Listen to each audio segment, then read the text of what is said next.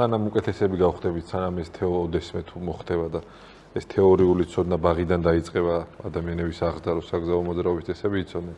კიდე გავიმეორებ, მხოლოდ 9 თვის მონაცემია 2025-ის 35 ბავშვი დაიღუპა გზაზე ავარიების გამო. სამწუხაროდ ეს ტრაგედია თავადაც გავთ გამოცდილი რა რთული და მძიმეა. სანამ ეს ყველაფერი მოკლედ დაინერგება ჩვენთან. რა რჩევას მოგცემთ მძღოლებს, რა გადაარჩენდა აი ამ ბავშვებს და როგორ გადავარჩენთ ბავშვებს, სანამ ეს ბავშვობიდან ვისწავლით ჩვენ თვითონ იმას, წესებს და მოქცევას. აი რა რჩევა იქნება. ძალიან რთული თემა, ანუ ჩემი პირადი ტრაგედიაც მაგაზე დგას. ჩვენ შემთხვევაში მოხდა ისე, რომ გამოუვარეს მეგობრებმა, ანუ სახელიდან მანქანა მოიპარეს, ან ათხოვეს, არ ვიცი რა მოხდა რეალურად. საბოლოო ჯამში იყო, რომ მანქანა თვითონ მოიპარეს ბავშვებმა, 13 წლის ბავშვი იჯდა საჭესთან. გამოუვარეს და უკან ჩაისვეს კიდევ ორი ბავშვი.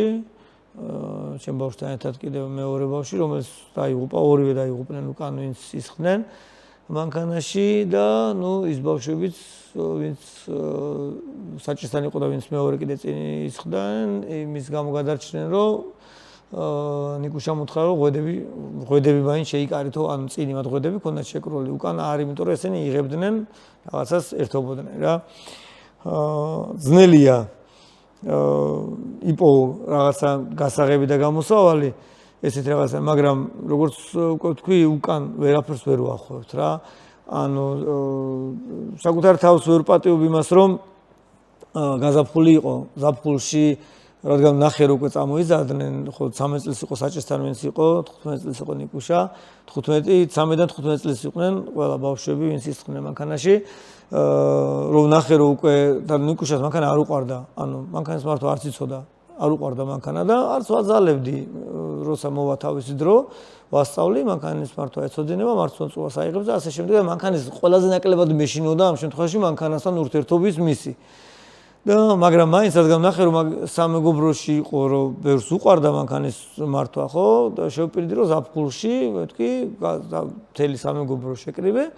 და ვამეცადინებ, ანუ შენც ისწავლი ბარემ მათთან ერთად და ვამეცადინებ, რომ ბარემ იცოდნენ, კარგად და იცოდნენ რა საფრთხეებთან გვაქვს საქმე, სად რა როგორ, ანუ ექსტრემალური რაღაც ელემენტების რაღაცებთან გაერთობიან და თან იცოდნენ და ვერ მივედით საფრთხემდე, სამწუხაროდ ვერ და ჩემ თავს ვერ პატივ იმას, რომ ალბათ ეს მანამდე უნდა მექნა, უფრო ადრე უნდა მეპოვა ის, რომ ბავშვები უკვე არიან იმ ხელა, რომ შეიძლება მსგავსი რაღაც მოხდეს, ანუ 13 წლის ბავშვი რომ მანქანას სახლიდან წამოიყვანს, ან გამოატანენ, ან მოიპარავს, ვერ წარმოვიდგენდი, იმიტომ რომ ძალიან პატარაა იმისთვის, რომ მანქანა მართოს სადღაც ქუჩაში 15-16-ის, უკვე სადღაც 17 წლის უკვე დადის. მეთქი ვიფიქრე, რომ უკვე 15 წელს რო გახდა, ის მომენტია, როცა ეს მომენტი უკვე დადგა რა და მისი მეგობრები უფრო პატარების ხო ნახეთ აღმოჩნდა, რომ საჭესთან იყვნენ. რთული მომენტია და რა უნდა ვქნათ, მე ვფიქრობ, რომ ბევრი უნდა ველაპარაკოთ ჩვენს შვილებს ამაზე, ამ საფრთხეებზე და ჩვენ თვითონ, ანუ ბევრი ისეთია, ვინც დაიღუპა, რომ მანქანაში ისხდნენ ბავშვები, სამწუხაროდ და ის ვინც მართავდა მანქანას, ისინი იყვნენ, ვინც ეს ნაბიჯი, ანუ ისეთი ნაბიჯი გადადგეს, ანუ რისკი გაწიეს, როცა ბავშვები იყვნენ, არასწორად ესხდნენ ბავშვები, ესეც კიდე ცალკე პრობლემაა.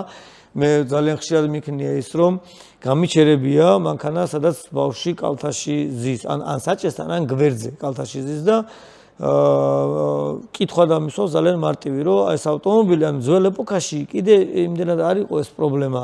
თანამედროვე ეპოქაში ოდნავ მიჯახებაზეც კი თუ აირბაგი გაიხსნება, ვერაფერი ვერ გადაარჩენს იმ ბავშვს ვერც საჭესთან თუ ვასწავლით მართვას და სადღაც ვართ და კალთაში რო გიზის. კი, შეგვეჯახება და ვერც გვერდზე. იმიტომ რომ აირბაგი მიაყენებს იმხელა დარტყმას, რომ ამ ბავშვს ვერ გადავარჩენთ ფიზიკურად, იმიტომ რომ გათვლა ესე არის აირბაგის, ანუ როცა ჩვენ ღვედი გვაქვს შეკრული, აირბაგი იხსნება, ზუსტად ის კოეფიციენტია და იმ დროს და იმ პოზიციით ხდება ეს ყველაფერი, რომ ჩვენ უსაფრთხოდ ვიყოთ. მაგრამ თუ იქ ბავშვი ზის, ერთი რომ ის უკვე წინ არის, უფრო ახლოს არის, მე მეორე რა თქმა უნდა მას ღვედი არა აქვს შეკრული და თუ ღვედი ექნება შეკრული, ეგეც არ არის უსაფრთხო, იმიტომ რომ ჩვენ გავპრესავთ ბავშვს, ანუ ყველა შემთხვევაში უკვე ძალიან დიდი პრობლემის წინაშე ვართ რა. ჩათვალეთ, რომ დიდი უროა წინ მომარჯვებული, რომელიც როდის მიარტყავს და დაუნგრევს სხეულს, არ ვიცით რა. ამიტომ ვაჩერებ ყოველთვის ესეთ ხალხს და განმევეუბნები, რომ ეს საფრთხე დგას რა. შევეშვათ, რამდენად მაგრა ხარ, შენ რამდენად ფრთხილი ხარ. შენ რო ფრთხილი ხარ, არ ნიშნავს, რომ ვიღაცაც ფრთხილია. შეიძლება ვიღაცა შემოვარდეს და პირდაპირ შეგეჯახოს რა და იმან გამოიწვიოს ეს. ანუ შენ შეიძლება შენი ბრალეულობა საერთოდ არ იყოს რა, მაგრამ შენ იყო დაზარალებული რა და დაზარალებულიც არის და დაზარალებულიც რა. შეიძლება ეს ცხოვრება ვერ წაშლი. ანუ ჩვენს ოჯახში ასე ხლა ხდება, ვერ წავშლით ამას, ვერ ვშლით, ვერაფრით. ანუ გადის დრო და დრო ვითომ ყველაფერს კურნალობს, მაგრამ ეს ის ტრაგედია, რომელსაც ვერაფრით ვერ კურნავ რა.